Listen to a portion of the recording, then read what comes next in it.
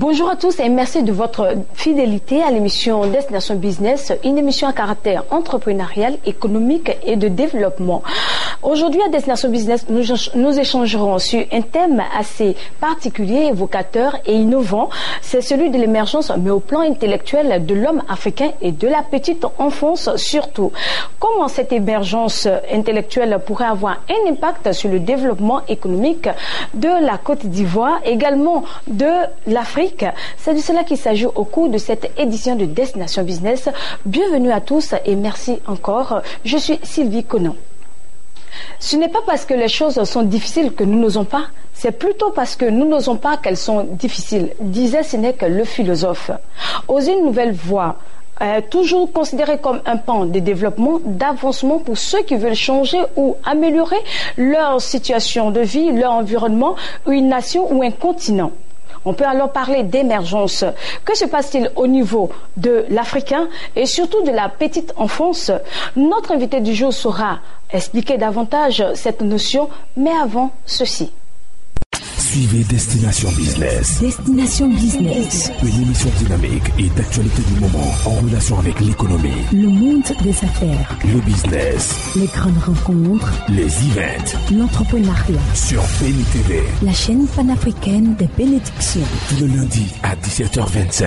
Rediffusion samedi 17h10. Avec Destination Business. Destination Business. Soyez informés sur l'actualité du moment et ayez une meilleure lecture des enjeux de l'actualité sur l'économie africaine et mondiale. Infoline plus 225 05 48 19 49 plus 225 49 29 85 60. Destination Business. Destination Business. Connecting the business world to you. Connecting the business world to you. Chers téléspectateurs, le thème de cette édition aujourd'hui est l'émergence intellectuelle de l'homme africain et de la petite enfance, ce qui cadre bien avec la personnalité de notre invité du jour qui lui-même est un spécialiste dans les questions éducatives. Anciennement administrateur général et financier de Supélite, directeur comptable et financier de la SN Sosuco, Burkina Faso, aujourd'hui directeur administratif et financier du groupe SNEDAI et également directeur général du Centre d'initiative littéraire et éducative Afrique, en abrégé SIL Afrique. Nous recevons dans quelques instants sur notre plateau de Destination Business Monsieur Joachim Apata Oboji. Bonjour à vous, Monsieur Apata, et merci d'avoir répondu à notre invitation. Bonsoir. Fidèles téléspectateurs, si vous suivez Destination Business sur la chaîne panafricaine Béni TV, nous sommes à présent avec notre invité du jour, Monsieur Apata. Merci une fois de plus. Notre thème aujourd'hui est l'émergence intellectuelle de l'homme africain et de la petite enfance. Monsieur Apata, qu'est-ce que ça vous inspire comme thème? Merci pour ce thème qui, pour moi, est un thème d'actualité parce que l'Afrique a un retard à combler au niveau donc de développement intellectuel. On est franchement très en retard par rapport à tout ce qui se passe dans les autres pays du monde. Et donc, émergence intellectuelle, oui, et petite enfance surtout, parce que c'est là qu'il faut aujourd'hui mettre l'accent, il faut mettre tous les moyens pour que ce que nous n'avons pas pu faire il y a 10, 15, 20 ans, nos enfants puissent les rattraper. Voilà. D'accord. Vous parlez d'intellectuel, c'est vrai, c'est un thème assez gonflant et ronflant d'ailleurs.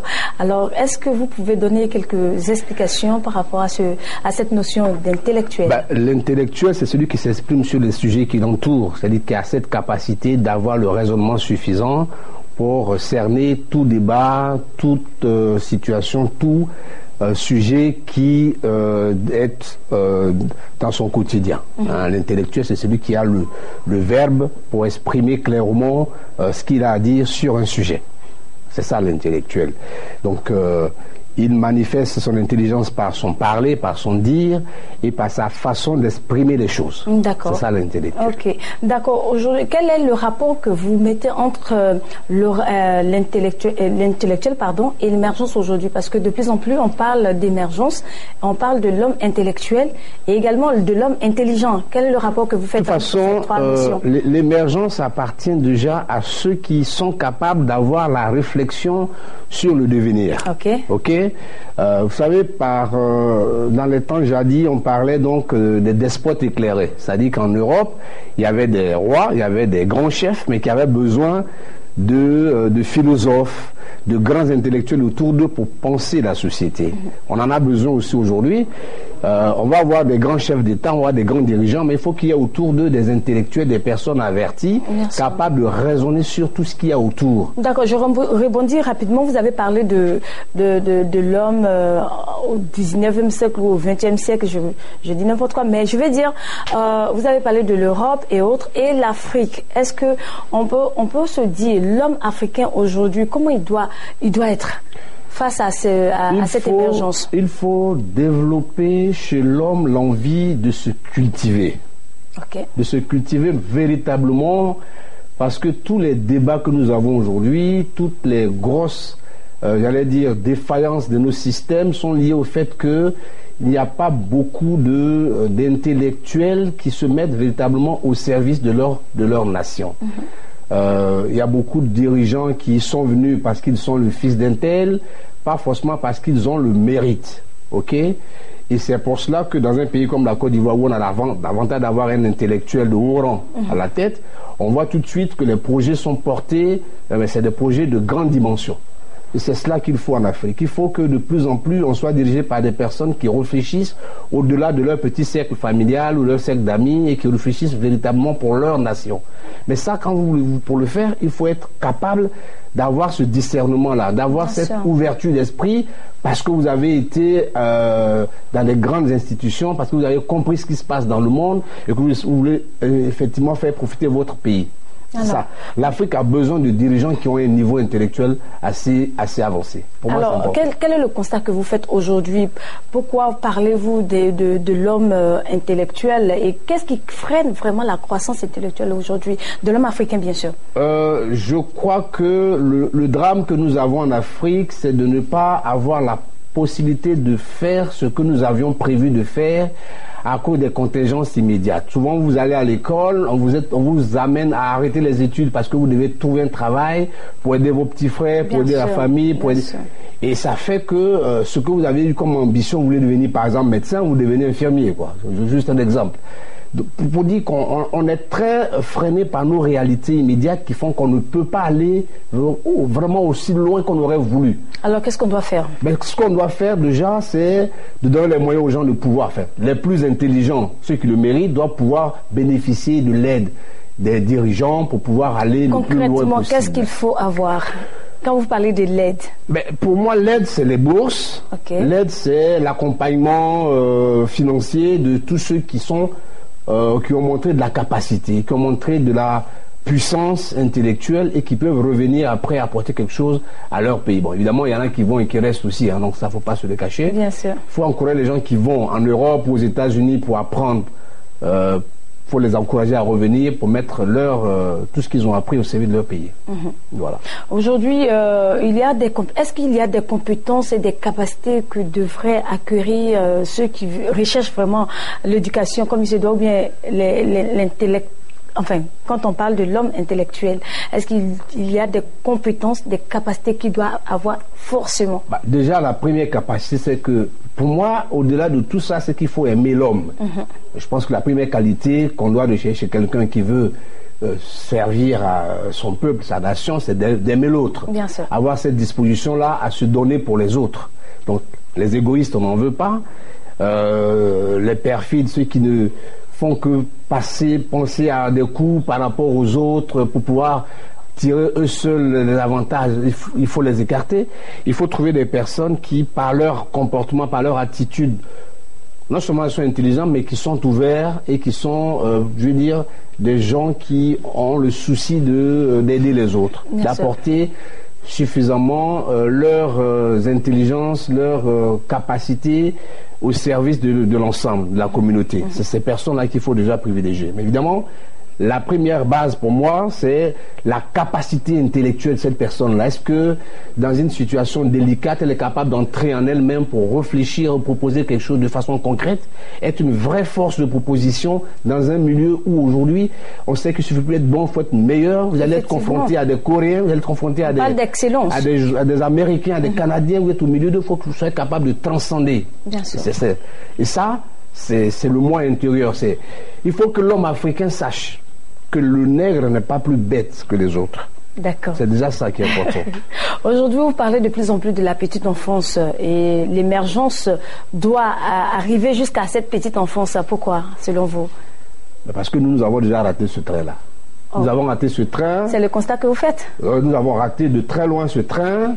Je me souviens, le père fondateur de la Côte d'Ivoire, Houphouët Boigny, disait que nous avons raté l'industrialisation. Il ne fallait pas que nous ratons l'informatisation. Malheureusement, nous l'avons également raté. Je dis, nous sommes très en retard. Il y a un ordinateur pour peut-être 500 000 personnes, j'allais dire, j'exagère un peu. Oui. C'est grave. On est très en retard. Ça veut dire qu'aujourd'hui, il faut, comme le président vient de le dire, il faut informatiser les ménages, il faut aider les enfants qui commencent à 5, 6, 7 ans à connaître ce que c'est qu'un ordinateur. Ça ne sert pas seulement à jouer de la musique ni à faire des jeux vidéo. Ça permet de créer, ça permet aujourd'hui de soigner des maladies, ça permet de faire des recherches. L'ordinateur permet beaucoup de choses, il contient tout aujourd'hui. Vous avez besoin d'une définition, vous appuyez sur l'ordinateur, il vous le donne. Donc il faut que l'enfant sache que cette petite machine qui est là a une telle capacité, une connaissance qu'il ne faut pas la négliger. C'est déjà ça. Il faut que l'enfant respecte déjà l'ordinateur. Alors, qu'est-ce qu'on fait aujourd'hui pour ne pas que l'enfant dévie et qu'il reste strictement à ces notions-là? Vous savez, l'éducation, c'est un sujet très délicat. Hein. C'est d'abord quelque chose qui doit être pensé au niveau national. Bien sûr. Okay? C'est pour ça qu'on a un ministère de l'éducation nationale. Okay? Donc les programmes qui sont enseignés aujourd'hui dans les écoles doivent être analysés et compris comme étant véritablement des programmes qui apportent quelque chose dans la croissance intellectuelle des enfants. Bien sûr. Il faut déjà que ce soit reconnu, validé. Si ce n'est pas le cas, il faut corriger. Ouais. Moi, je ne suis pas un spécialiste du domaine, donc je ne peux pas me prononcer. Au-delà de ça, il faut que les enseignants qui sont chargés de dispenser les cours, qui sont chargés d'apporter ce savoir-là aux enfants, il faut qu'ils le fassent avec beaucoup de vocation. Malheureusement, nous avons beaucoup de gens qui ont échoué au bac ou qui ont échoué au BTS, qui sont allés devenir instituteurs ou professeurs de lycée et qui peut-être n'ont pas la vocation nécessaire. Il faut rectifier toutes ces choses-là. Il faut que le professeur sache qu'il a affaire à des personnes qui attendent beaucoup de lui. Bien sûr. Qui attendent qu'il leur apporte de la vraie connaissance. Des professeurs qui ne sont pas soucieux de ce qu'ils peuvent apporter aux enfants. S'il faut leur faire autre chose, il faut le faire tout de suite, je pense. Donc, à votre avis, il faut revoir vraiment la manière d'apporter la connaissance. Il faut revoir le contenu et celui qui l'apporte. D'accord. Voilà. Et votre proposition, c'est laquelle? Je ne suis pas du domaine. Bien sûr. Par contre, moi, en parle déjà. En tant qu'observateur, je dirais, du monde éducatif, puisque j'ai moi-même créé une école déjà en 2002 pour participer à ma façon à une sélection des meilleurs cerveaux après le BTS, donc une école d'ingénieurs. Je ne vais pas en faire la publicité ici, mais l'objectif c'était cela, quand on avait créé cette école-là, c'était de dire, lorsque les gens finissent le BTS, nous on sélectionne les meilleurs pour pouvoir faire un cycle d'ingénieurs, ou aujourd'hui on parle de master.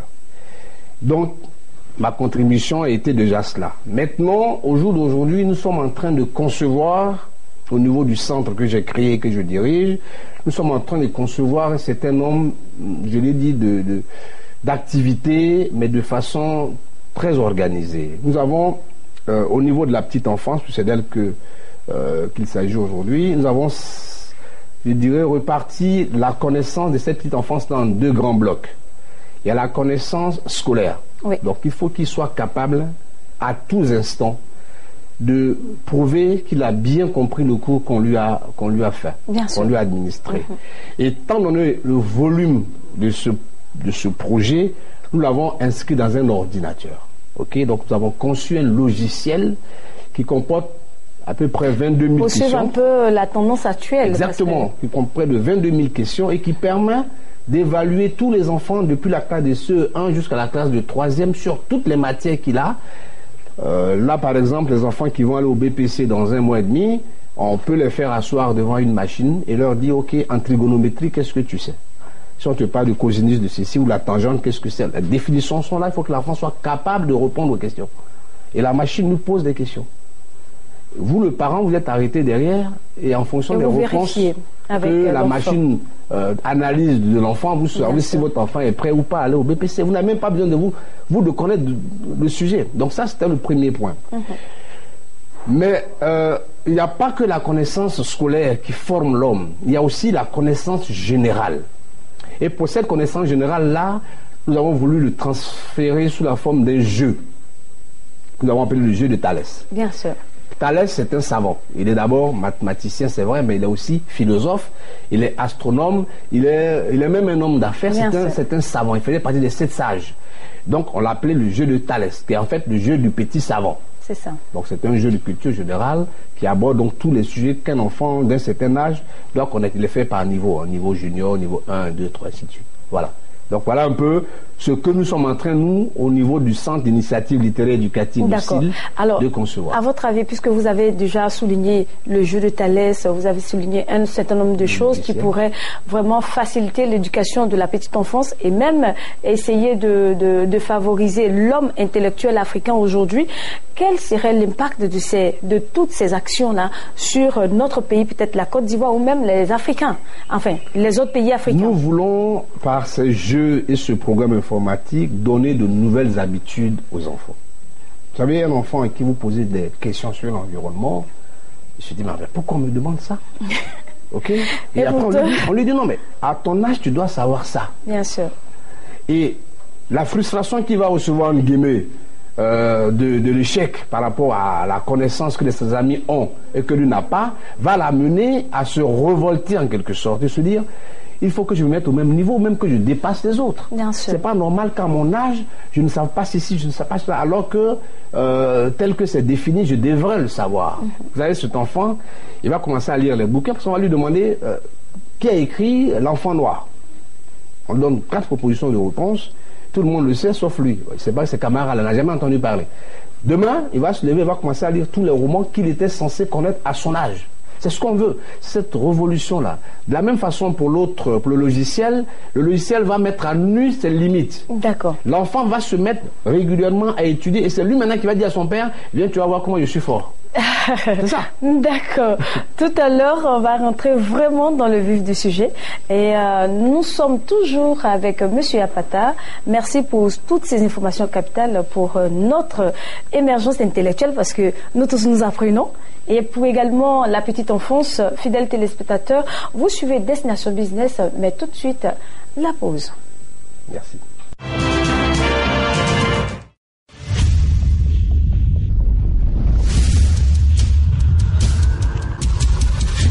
Ce n'est pas parce que les choses sont difficiles que nous n'osons pas, c'est parce que nous n'osons pas qu'elles sont difficiles, disait Sénèque le philosophe. Oser une nouvelle voie est toujours considéré comme un pont d'avancement et de développement pour ceux qui veulent changer le cours d'un environnement, d'une nation, d'un continent. On peut parler alors d'émergence. Aujourd'hui en Afrique, des acteurs majeurs tels que les entrepreneurs africains et une nouvelle génération de cadres économiques, leur réseau d'affaires, la société civile, ont pris le pari de porter l'émergence de l'Afrique par leurs travaux. Ils ont soif de croissance économique et sociale pérenne, de production qualitative. Eh bien, c'est incontestable. L'Afrique innove, elle crée, elle entreprend. Un entrepreneur ivoirien évoluant dans le domaine de l'éducation, dont l'ambition étant de donner à la Côte d'Ivoire des entrepreneurs de qualité et compétents, formés déjà depuis la petite enfance, a mis en place un centre d'initiative littéraire et éducative Afrique. Centre qui regroupe plusieurs activités et produits, dont les plus en vue sont le jeu Thalès et le logiciel, permettant aux élèves et étudiants de mieux se former, pouvant créer davantage de richesses et améliorer le développement de nos nations. Nous avons un comité scientifique qui a travaillé 18 mois. Nous mettons au défi quiconque de nous rapporter une erreur, une seule. On ne peut pas en trouver. On a travaillé sur les 1200 questions, ils ont travaillé nuit et jour pour que chaque réponse corresponde bien à ce qui est ici. Parce qu'il s'agit quand même de faire confiance. Quand un parent vient acheter un jeu comme ça et qu'il donne à son fils, il y met de la confiance.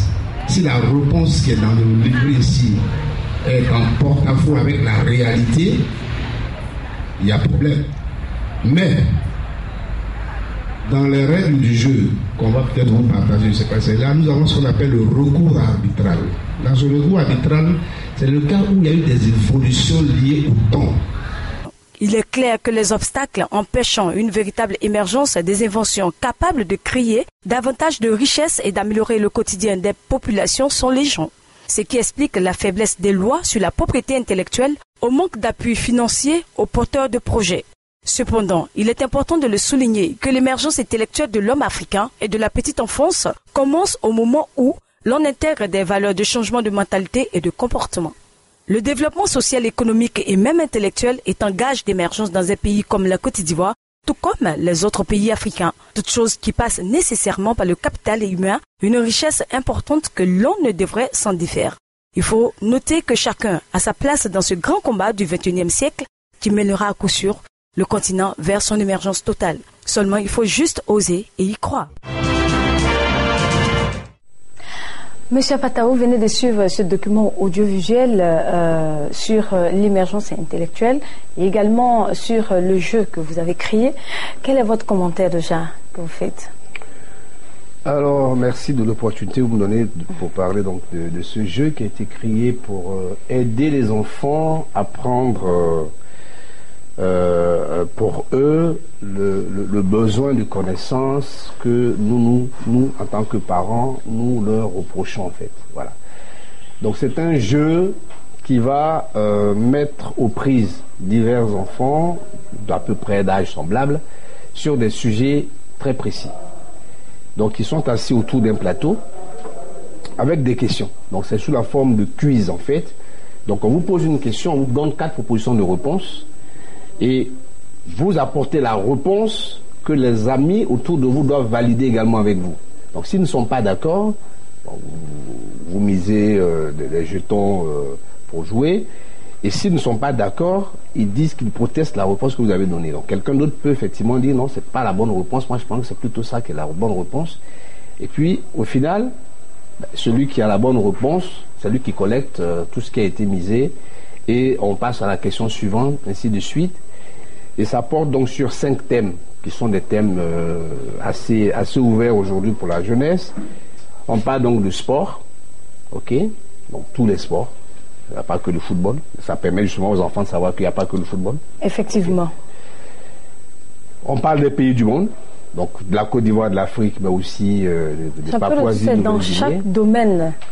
Voilà, donc on parle de culture générale dans son ensemble, on parle de littérature, on parle de danse, de musique et de personnalités, stars et autres. Bien sûr. Voilà. Donc ils jouent, ils échangent donc ces questions-là de façon continue.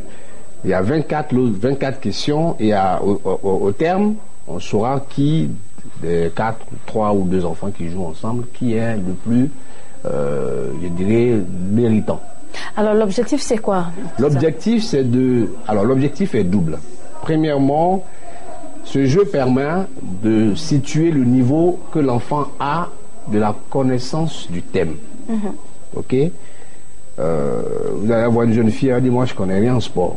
Voilà. Vous allez vérifier avec elle, elle ne connaît rien dans le domaine du sport. Par contre, si vous la prenez sur la littérature, par exemple, elle vous dit ah moi je suis très bien sur la littérature parce que voilà le résultat. Donc ça c'est un. Et situer le niveau que la personne a de la connaissance du thème. Deuxièmement, qui est pour moi le plus important, c'est l'enseignement que le jeu donne. Effectivement. Parce qu'à chaque fois qu'il donne la réponse, il a une autre réponse qui vient corroborer véritablement, soit confirmer ce qu'il a donné comme réponse ou lui donner la bonne réponse. Donc l'enfant apprend.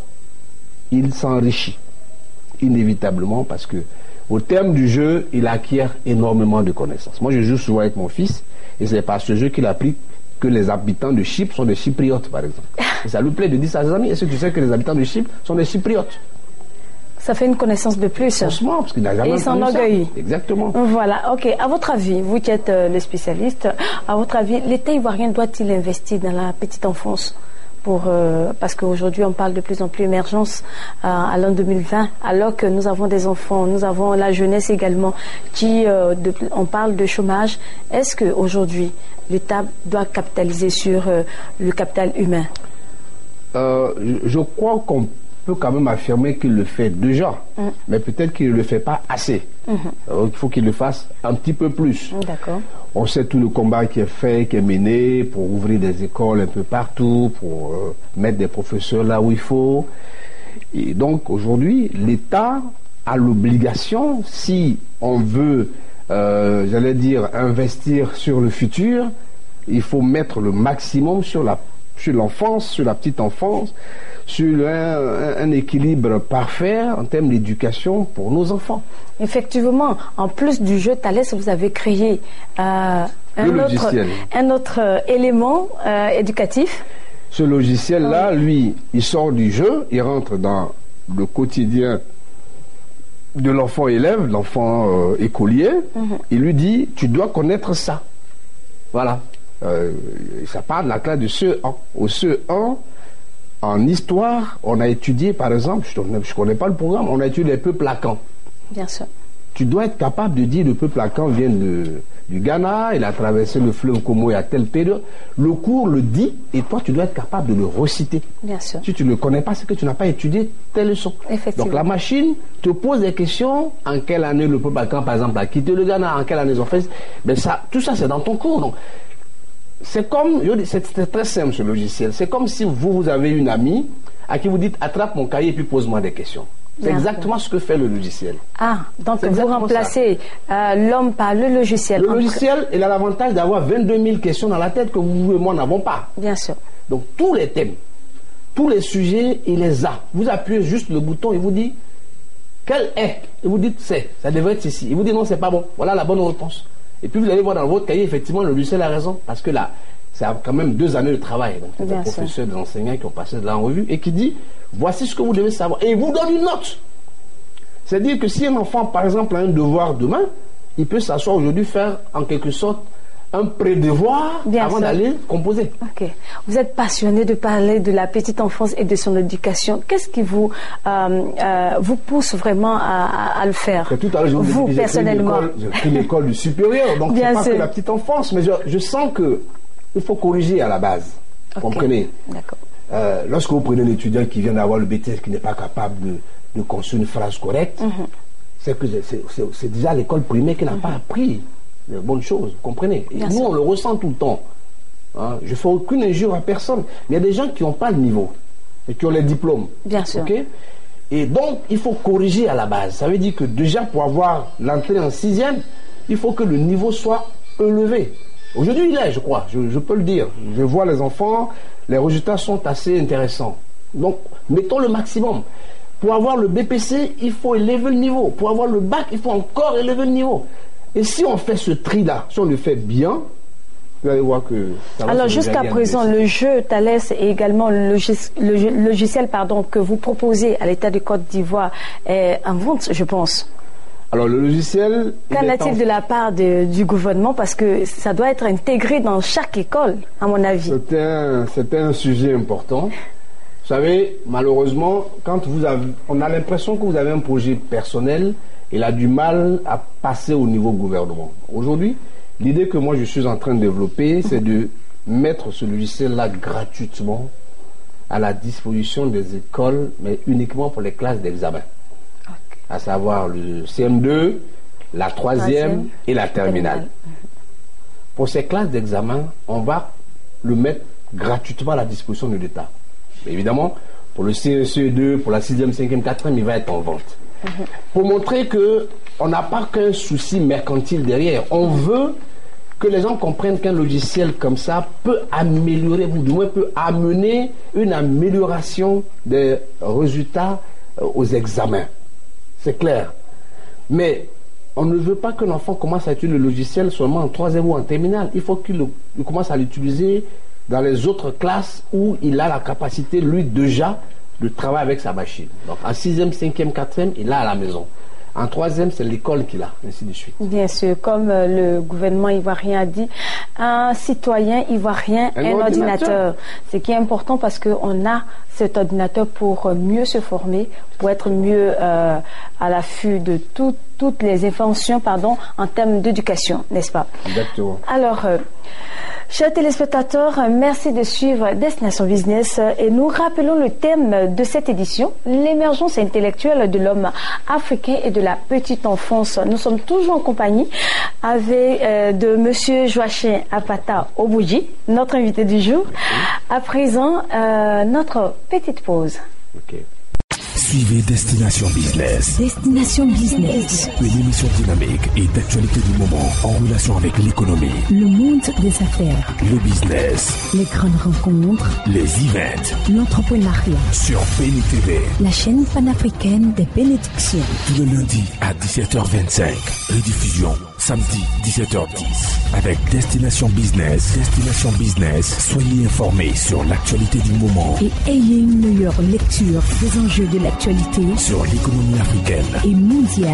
Infoline +225 05 48 19 49 +225 49 29 85 60. Destination Business. Destination Business. Connecting the business world to you. Connecting the business world to you. Alors, Monsieur Apata, l'actualité du moment, c'est le lancement officiel du jeu Thalès qui a eu lieu au musée des civilisations au Plateau, en novembre dernier. Voilà, qu'en est-il déjà? Alors, on a présenté le jeu au grand public, on a expliqué ce que c'était, comment ça se jouait et à quel objectif le jeu répondait. On a eu des séances donc d'échange avec des questions-réponses et moi je vais plus loin, je dis qu'on est en train même aujourd'hui de vouloir lancer une compétition nationale sur ce jeu. Ok, pour dire que tous les enfants... Déjà les grands axes de ce jeu et de cette compétition, est-ce là aussi international? Ça sera national. Ça sera, bon, d'abord ça va commencer par le district d'Abidjan et puis on va voir dans quelle mesure on va essayer de le faire un peu plus élargi avec les autres régions du pays. C'est de permettre à des enfants d'une zone de se confronter leurs connaissances par rapport à ceux d'une autre zone, ainsi de suite. C'est important parce que vous êtes peut-être fort, vous connaissez, mais il faut affronter les autres pour savoir où est-ce que vous en êtes. Bien sûr, puisque nous sommes une population qui tend vers l'émergence, je pense que c'est à la base qu'il faut former les entrepreneurs, les futurs entrepreneurs de demain.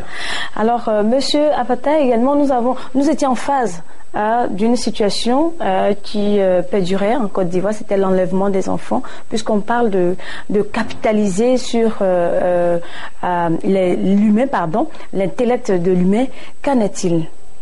Quel est votre avis? Ça m'a fait vraiment froid dans le dos, ce problème qui aujourd'hui, je pense que ça commence à s'estomper un petit peu, on n'en parle plus tellement. Bien sûr. Enlever des enfants, je pense que c'est la pire des choses qui pouvait arriver dans un pays comme le nôtre, où on sait combien les parents adorent leurs enfants. Vous venez enlever l'enfant d'une famille pour aller faire un rite.